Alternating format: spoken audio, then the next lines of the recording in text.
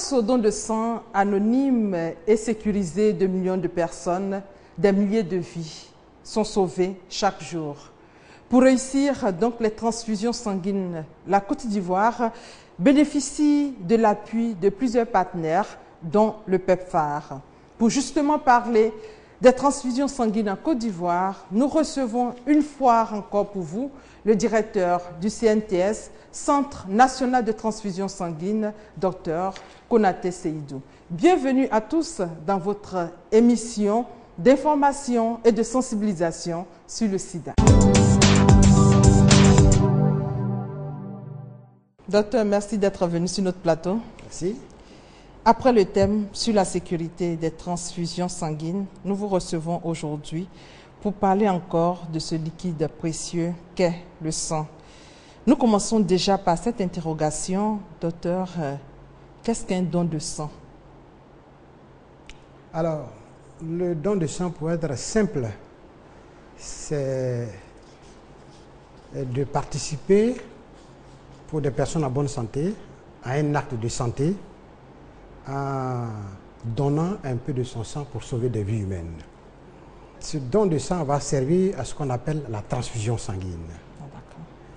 Et la transfusion donc, est un acte médical qui consiste à perfuser, donc à injecter par voie intraveineuse du sang ou un produit sanguin à un patient qui en a besoin et qui s'appelle receveur. Voilà ce que c'est que la transfusion sanguine simplement définie. Qui peut donner son sang? Alors, pour donner son sang, il faut être simplement en bonne santé, être âgé de 18 à 60 ans. Pour les femmes, ne pas être allaitante ou en grossesse et être en bonne santé apparente. Si vous avez moins de 18 ans, vous ne pouvez pas donner votre sang parce qu'on considère que vous n'avez pas atteint encore la majorité.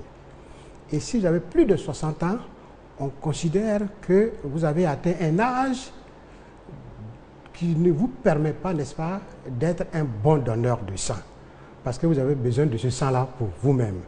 Donc, ce sont des personnes en bonne santé apparente entre 18 et 60 ans en Côte d'Ivoire qui sont autorisées à donner leur sang. À qui sert le sang prélevé? Alors, le sang prélevé sert à plusieurs types de malades. Vous avez les personnes qui sont anémiées. Qui sont anémiées soit par le paludisme, soit par une maladie quelconque, comme les cancers. Mais vous avez les personnes aussi qui sont des accidentés de la voie publique, qui saignent. Le sang peut servir à cela.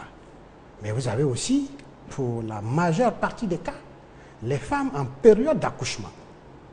Soit pendant la grossesse, elles sont anémiées, soit au cours de l'accouchement, elles saignent, soit qu'elles saignent après l'accouchement. Alors là, ce sont des besoins en sang importants qu'il faut, d'où le thème de la journée mondiale de cette année, un sang sécurisé pour des mères. Le potentiel donneur de sang qui arrive dans nos services de transfusion sanguine va, après son examen médical, va aller à la salle de prélèvement. Avant d'aller à la salle de prélèvement, on lui remet un lot de matériel à usage unique, qui peut lui-même constater que c'est du matériel à usage unique. Il va donc avec son propre matériel de prélèvement à la salle de prélèvement et se faire prélever. Après prélèvement, le reliquat du matériel qui doit être à la poubelle est jeté devant lui. Donc un matériel de prélèvement est un matériel à usage unique, stérile, qui ne peut aucunement transmettre de maladies aux donneurs de sang. Docteur, nous allons marquer une courte pause pour suivre ce reportage de Charles Tatou qui montre les réalités du Centre national de transfusion sanguine de Yamoussoukro. Regardez.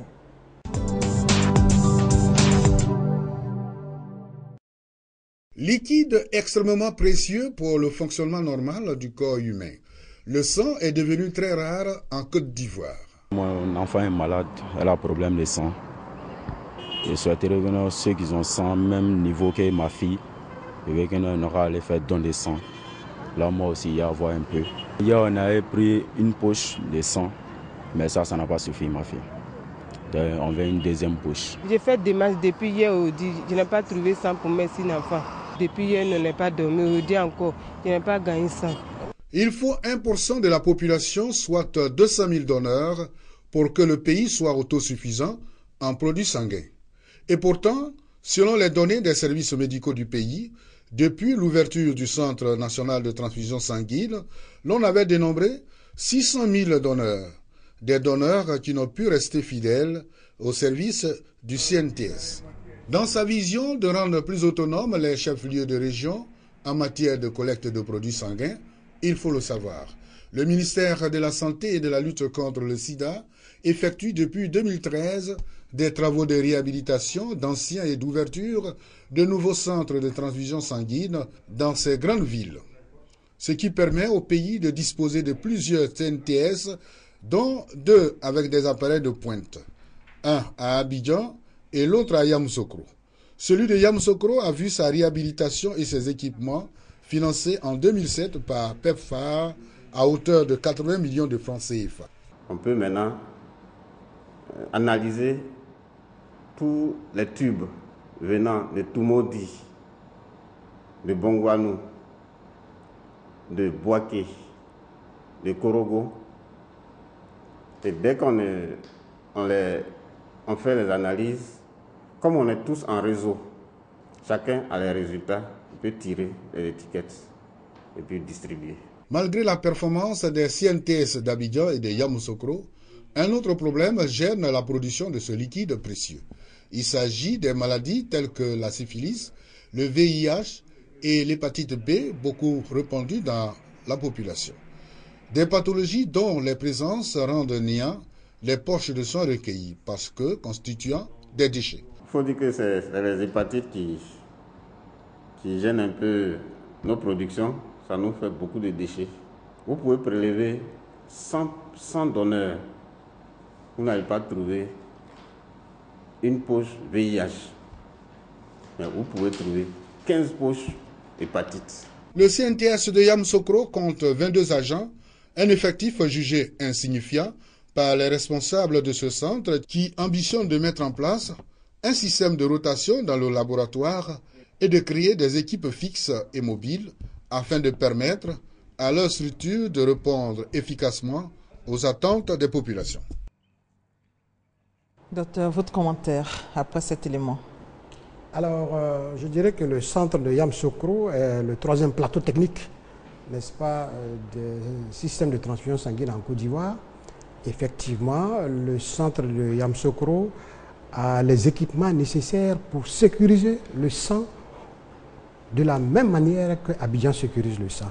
Donc nous travaillons dans un système standardisé avec les mêmes types de réactifs et les mêmes types d'équipements et avec les mêmes bonnes pratiques de laboratoire. Donc le centre, le dernier joyau de la transfusion sanguine qui est le centre de Yamoussoukro est un centre performant qui fait du très bon travail. Docteur, nous avons entendu dans l'élément que le PEPFAR a financé les travaux de réhabilitation du CNTS de Yamoussoukro à hauteur de 80 millions de francs CFA. Pourquoi est-ce que le PEPFAR a décidé de soutenir la transfusion sanguine en Côte d'Ivoire?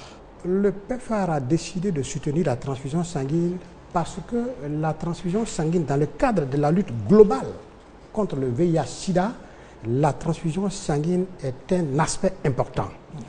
Parce que quand vous transfusez un sang contaminé, à coup sûr, le patient qui reçoit ce sang devient séropositif. Et donc, dans la lutte globale contre le sida, le PEPFAR, depuis 2004, a décidé d'appuyer la Côte d'Ivoire dans le renforcement de sa sécurité transfusionnelle en l'aidant dans plusieurs domaines transfusionnels. C'est ainsi que le laboratoire de Yamoussoukro a vu le jour avec l'appui de nos partenaires, n'est-ce pas, au développement qui sont le PEPFAR et l'OMS.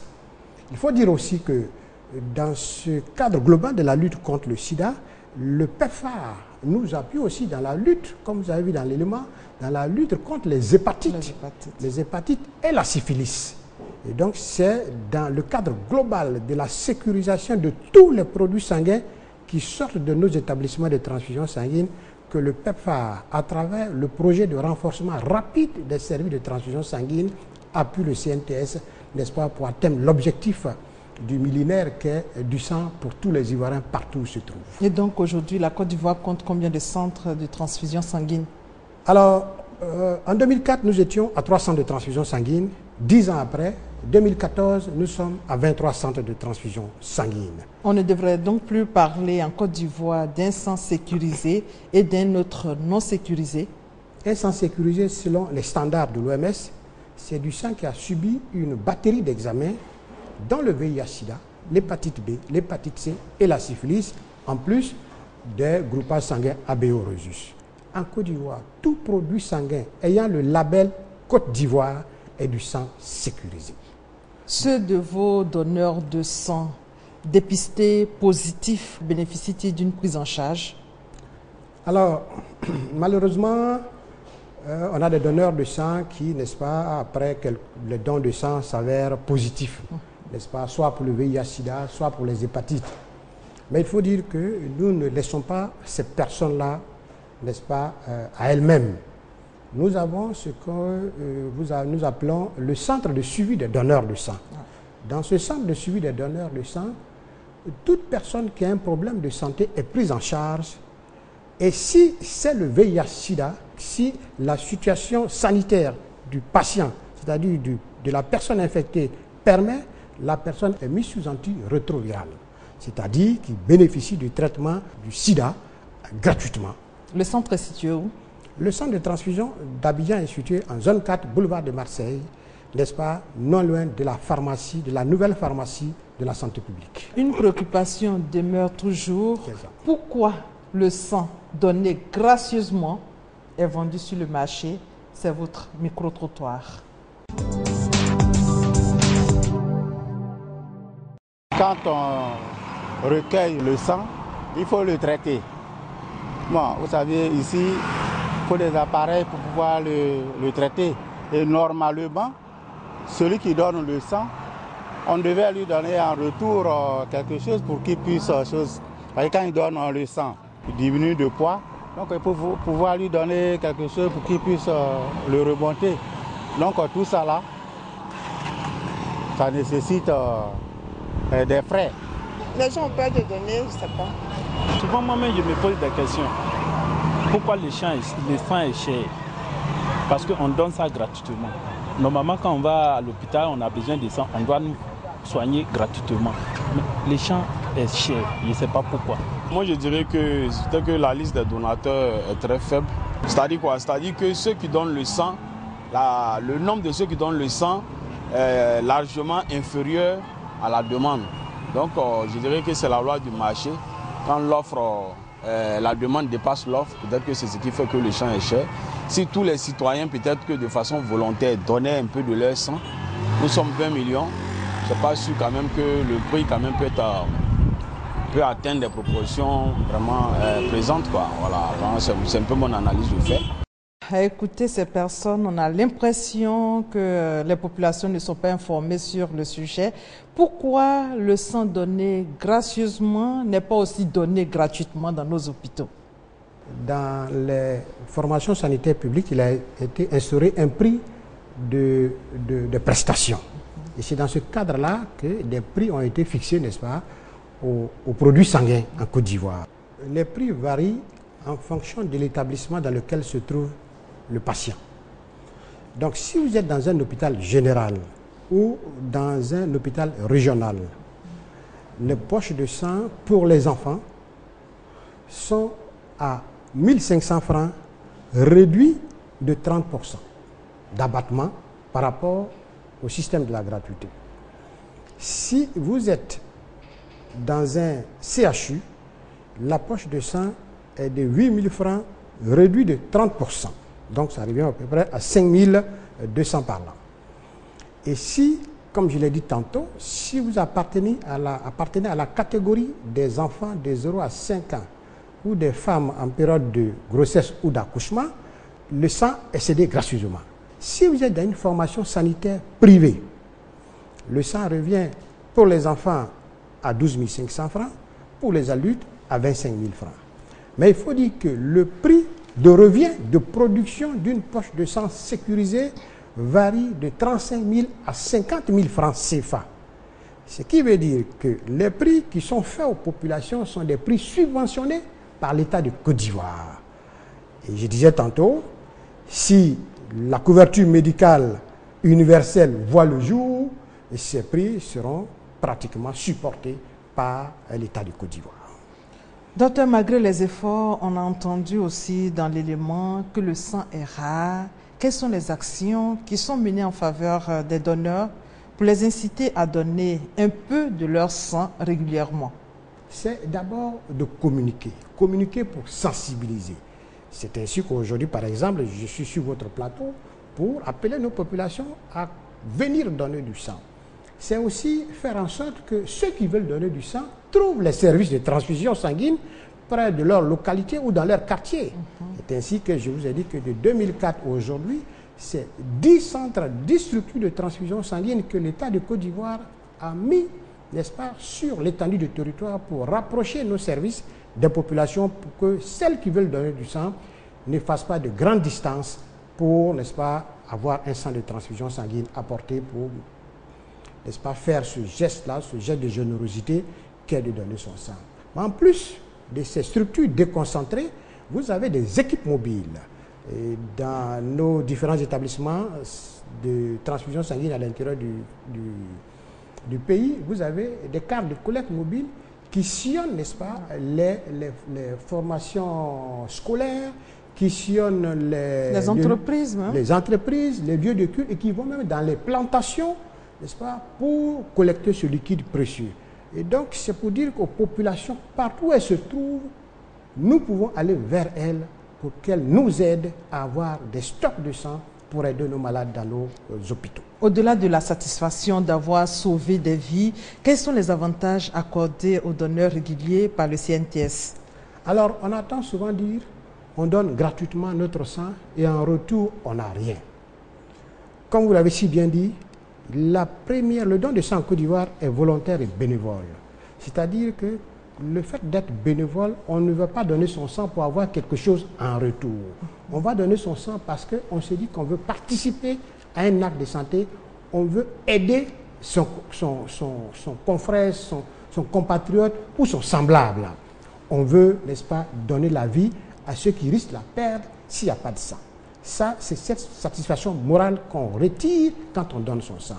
Mais au-delà de la satisfaction morale, il y a le fait que tous les donneurs de sang de Côte d'Ivoire réguliers bénéficient des prestations du Centre national de transfusion sanguine gratuitement. C'est-à-dire, si vous qui êtes donneur de sang, vous avez besoin de sang, quand vous venez avec votre carte de donneur de sang, vous recevez gracieusement ce sang-là. Vous ne payez aucun sou. Si vous avez des examens biologiques, c'est-à-dire des examens de laboratoire à faire, si ces examens sont réalisés dans nos services de transfusion sanguine, ces examens vous sont faits gracieusement. Mais il y a plus. Avec l'Association nationale des donneurs de sang, certaines pharmacies, certaines écoles, certaines structures sanitaires privées ont fait des forfaits sur les prestations avec les donneurs de sang seulement en présentant sa carte de membre de donneur de sang de Côte d'Ivoire. Donc, il y a plusieurs actions. Au niveau du ministère de la Santé, les donneurs de sang ont introduit une requête qui est actuellement à l'étude pour pouvoir bénéficier, n'est-ce pas, d'un forfait sur le prix des prestations sanitaires dans le public. Je crois que c'est une chose qui sera faite rapidement quand on sait que déjà le gouvernement a pris des mesures même pour faciliter l'accès aux soins à nos populations de manière générale. Nous allons inviter notre chroniqueur Serge Colliard à nous rejoindre. Bienvenue Serge. Merci Delphine de nous recevoir sur votre plateau. Sur la toile, on parle de progrès dans de nombreux pays en matière de don de sang. Avez-vous quelques exemples de réussite à partager avec nos téléspectateurs? Tout à fait. Effectivement, sur la toile, il y a des exemples de réussite. Il y a des progrès en matière de services nationaux de transfusion sanguine. Dans beaucoup de pays, il faut dire qu'aujourd'hui, les services s'appuient sur ces donneurs volontaires qui permettent justement d'avoir des approvisionnements en sang. Et comme exemple, on pourrait citer le cas du Burkina Faso. On nous a parlé du Burkina Faso. Le Burkina Faso, pourquoi? Parce que c'est un pays qui, il y a 10 ans, avait un système de transfusion sanguine totalement en déliquescence. Il n'était pas centralisé, comme ici en Côte d'Ivoire, on a le Centre national de transfusion sanguine. Et donc ce pays-là, en quelques années, l'OMS a salué les efforts du Burkina Faso qui, de 2006 à 2010, a complètement doublé les approvisionnements en sang, notamment par des donneurs volontaires. Et donc c'est un pays aujourd'hui qui est à un cap de 80% en besoin sanguin à couvrir pour 2015. C'est-à-dire qu'en 2015, le Burkina Faso s'assigne comme priorité de faire en sorte que 80% des besoins en sang soient apportés par ceux-là même qu'on appelle les donneurs bénévoles non rémunérés. Donc c'est un exemple qui est à saluer. Il y a aussi le cas de l'Haïti. Haïti, c'est un pays, vous savez, qui a subi un séisme en 2010. Ce séisme a complètement détruit toutes les infrastructures, notamment le Centre national de transfusion sanguine. Or, ce pays avait déjà un problème en matière de don de sang. Le taux de mortalité infantile était important, le taux de mortalité maternelle était important du fait justement de ce manque de sang. Et donc il a fallu des actions conjuguées du Fonds mondial de lutte contre la tuberculose, le sida, le paludisme, associées donc au PEPFAR, qui ont permis justement d'appuyer ce pays-là, qui aujourd'hui est en train de reprendre en main toute sa politique de transfusion, de don de sang et tout ça. Aujourd'hui, en Haïti, la capacité en matière d'approvisionnement a complètement triplé. Sur la page Facebook de Spotlight Sida, on va peut-être donner juste une toute petite information à nos téléspectateurs, c'est de leur dire que grâce au PEPFAR, un collectif d'artistes ivoiriens a sorti il n'y a pas longtemps un single qui a pour titre « Donnons un chaos au sida ». C'était un album qui est interprété par des artistes ivoiriens bien connus, des artistes africains également, qui apportent leur pierre à l'édifice pour justement sensibiliser, amener les populations à prendre conscience de la pandémie du VIH et puis bouter cette maladie hors. Donc j'invite donc nos téléspectateurs à aller sur notre site facebook.com/spotsida pour justement écouter cette chanson et puis peut-être très bientôt ils auront cette chanson sur nos différents supports médiatiques pour mieux apprécier. Merci Serge pour ta contribution. Que pouvez-vous dire, docteur, aux populations pour les inciter à donner leur sang afin que la Côte d'Ivoire soit autosuffisante en produits sanguins et répondre aux besoins des malades dans les hôpitaux? C'est votre rubrique conseils pratiques. Docteur, vos conseils à l'endroit de la population pour l'inviter à donner un peu de son sang chaque jour? Je voudrais leur demander de nous aider à avoir des stocks de sang dans nos banques de sang. Parce qu'avec ces stocks-là, nous allons éviter des morts. Et si l'État fait des efforts pour renforcer son système de sécurité transfusionnelle, la population a le devoir d'aider l'État, parce que l'action menée par l'État va vers cette même population, alors que la matière première est dans la population. Et cette matière première est donnée volontairement. C'est pour cela que je demande aux populations de nous aider à aider nos parents, à aider nos mères et nos filles qui meurent tous les jours. J'ai dit tantôt, 800 femmes meurent dans la période d'accouchement. C'est trop. Il ne faut plus qu'on soit indifférent à cela. Et nos enfants, par le paludisme, par la malnutrition aussi, meurent tous les jours dans nos hôpitaux. Il faut que nous soyons solidaires, il faut que nous soyons généreux, il faut que le don de soi soit le ciment de notre union, pour qu'ensemble, nous puissions, n'est-ce pas, atteindre l'autosuffisance, pour qu'en Côte d'Ivoire, on ne parle plus de pénurie de sang, qu'on ne parle plus de mort par manque de sang. Le message est passé, docteur. Merci d'être venu sur notre plateau. Chaque don de sang est un don de vie. Merci à vous de nous suivre. Bonne santé à tous.